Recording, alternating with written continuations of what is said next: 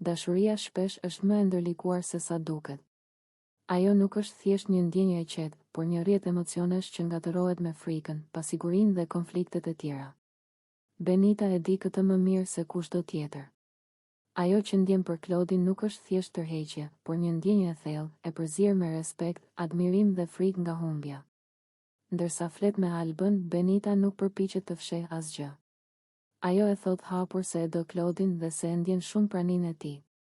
E dua, Claudin e ndjej shumë, thot ajo, dhe në zërin e saj ndjehet jo vetëm dashuria, por edhe një dëshirë e fortë për t'u kuptuar dhe për t'u pranuar.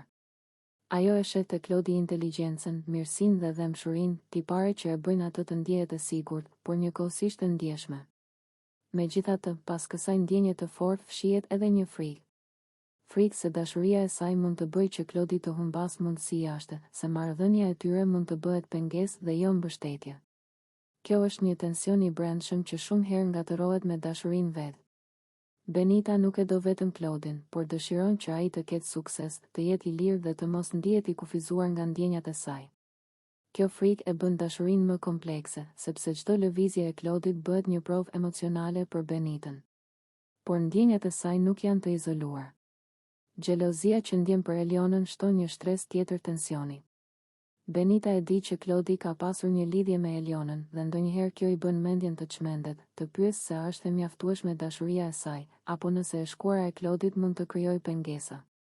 Xhelozia nuk lind nga keqbesimi, por nga dashuria dhe frika e humbjes. Ajo nuk e urren Elionën, por ndjen se nuk mund të humbas atë që ka me Claudin. Kjo ndjenjë e përzier e bën Benitën të ndjehet e ndarë, dashuria për Claudin, frika për të ardhmen e tij dhe xhelozia ndaj Elionës.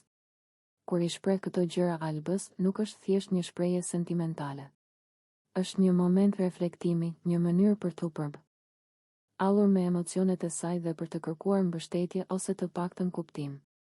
Ajo nuk flet për t'u mburur, por për t'u liruar.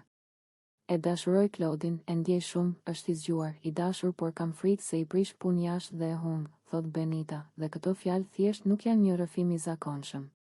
Ato janë shpreha e një tensioni të brendshëm që shumë herë nuk gjen hapësirë për t'u thënë. Ato përshkruajnë një gjendje ku dashuria nuk është e thjeshtë, ku kujdesi për tjetrin kthehet në frikë dhe ku xhelozia nuk është vetëm emocion negativ, por një tregues i rëndësisë së lidhjes.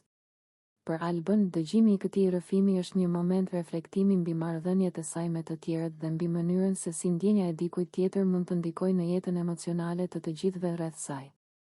Ajo shet tek Benita një ndjeshmëri të madhe, një dashuri që nuk është egoiste, por që tenton të mbrojë dikë tjetër edhe kur e rrezikon veten. Ky është një mesazh i fuqishëm mbi pjekurinë emocionale.